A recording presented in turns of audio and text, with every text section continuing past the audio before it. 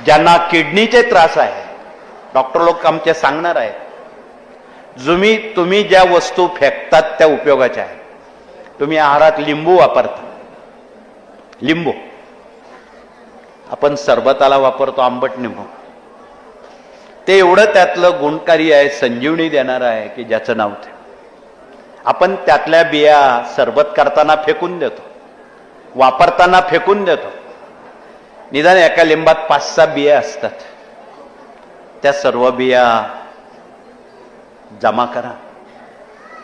सकाळी सकाळी त्याचं वरचं कवच असतं टणक, ते काढून टाका आणि त्या कवचातला गर अन्नाच्या पोटी तुम्ही 5 बिया चावून चावून खाल्ल्या.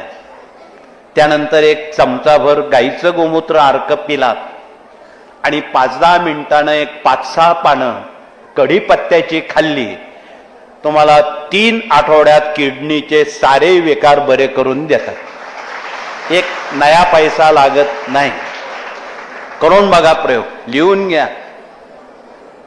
5-6 बिया लिंबाच्या, कढीपत्त्याची 5-6 पानं आणि 1 चमचाभर गोमूत्र, एवढंच औषध लागतं.